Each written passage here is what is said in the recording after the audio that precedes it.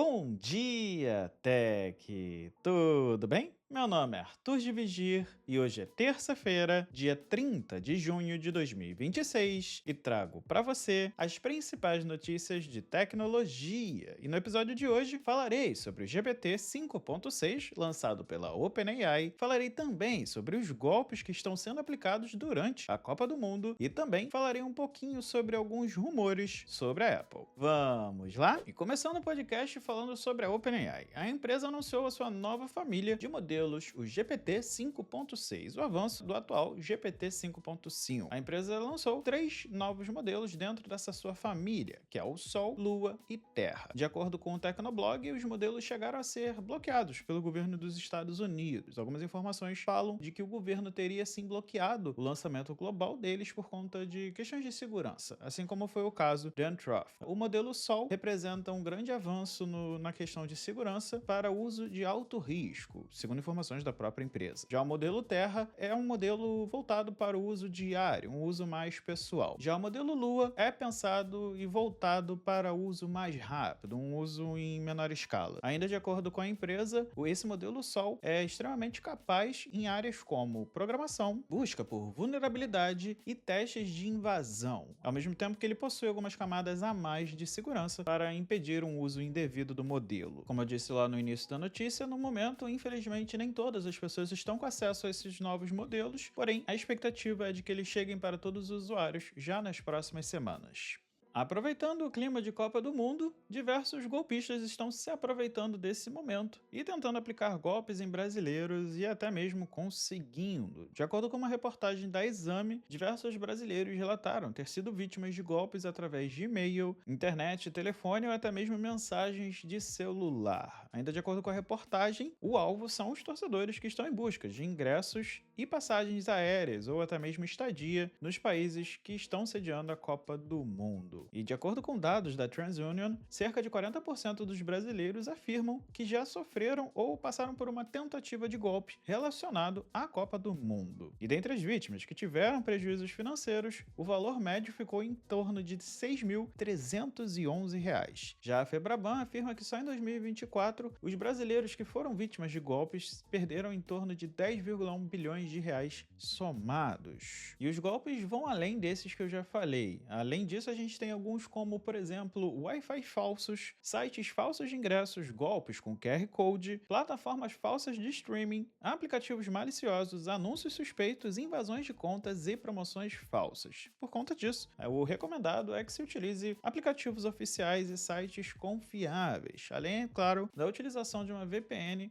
quando você utilizar um Wi-Fi público. Eu sempre trago essas informações aqui no podcast e reforço. Se você precisa muito usar um Wi-Fi público, utilize com VPN, que é uma forma de proteger o seu acesso. E é claro, sempre confira o URL 2 vezes e desconfie quando a promoção é muito boa, principalmente nessa época de Copa do Mundo. E voltando a falar mais uma vez aqui de GTA 6, um dos maiores lançamentos de games desse ano, parece que agora recebeu um novo rumor, e esse vindo do insider Nash Widow. De acordo com 9to5 Toys, o insider afirma que a Rockstar, dona do GTA 6, estaria trabalhando em uma versão voltada para o Switch 2, o que não chega a ser uma grande surpresa, já que os últimos grandes lançamentos de empresas terceiras, assim como é claro da Nintendo, estão lançando os games para o Switch 2. Os problemas principais de performance e de desenvolvimento já teriam sido superados, porém, de acordo com as informações obtidas pelo insider, não se espera que o lançamento do game para o Switch 2 ocorra ainda esse ano, considerando o tamanho do jogo, da história e tudo mais. Ou seja, nesse ano provavelmente veremos a chegada do jogo apenas para os consoles PlayStation 5 e Xbox Series X e S, e no ano que vem é provável que vejamos sim o novo game da Rockstar chegando ao Switch 2, assim como para o PC, como foi prometido inclusive pela própria Rockstar. E ainda falando de rumores, mas agora da Apple, de acordo com o 9to5Mac, com informações do Digital Chat Station, provavelmente veremos no próximo ano 6 novos lançamentos de iPhones. O rumor é um pouco estranho se você levar em consideração que ele afirma que a Apple pretende lançar o próximo iPhone 18 de base e o iPhone Air 2 apenas no início do próximo ano,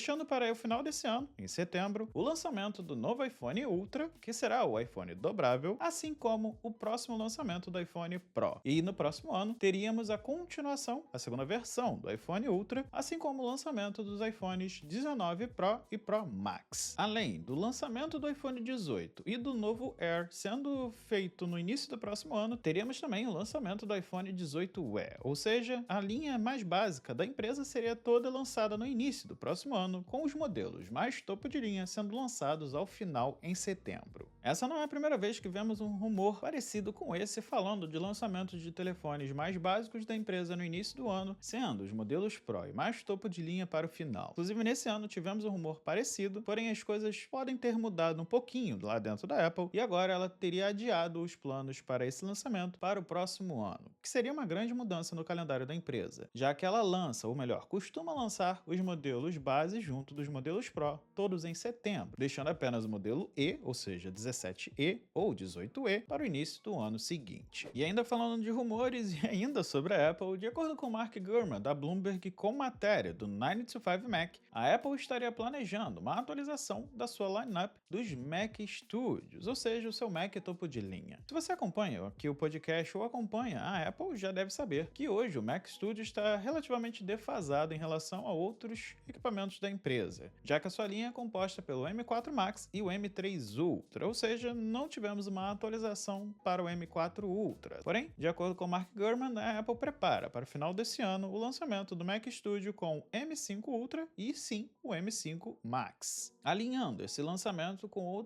o resto do lineup da empresa, porém sem grandes mudanças visuais. Não são esperadas nenhum tipo de mudanças visuais nesse equipamento, apenas uma atualização de chips. Já para 2028 é esperado o lançamento de um novo Mac Studio, esse sim com o M7 Ultra e com uma grande atualização interna em questões de dissipação de calor, principalmente para lidar com grandes tarefas de IA. Ou seja, para quem utiliza esse tipo de equipamento, pode-se esperar que esse ano teremos sim uma atualização de desempenho, enquanto que grandes novas atualizações ficarão apenas para a próxima geração do equipamento. E por último, para os fãs da Samsung, tivemos um novo lançamento sendo feito na Índia, o Galaxy M47, um novo intermediário da marca que chega com algumas especificações bem interessantes. E aqui eu vou ter que utilizar minha colinha.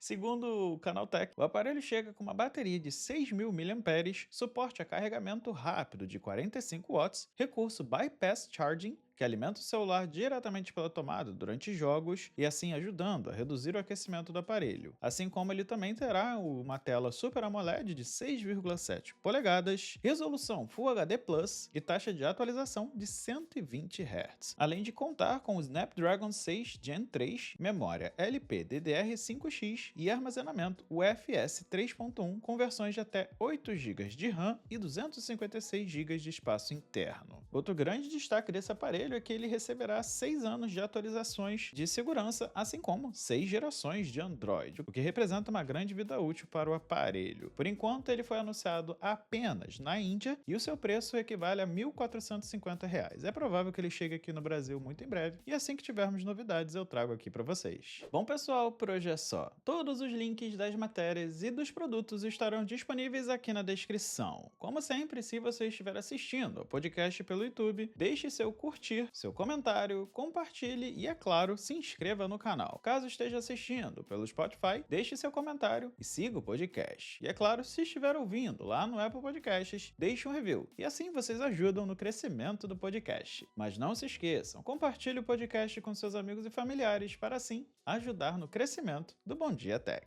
E até a próxima e fui!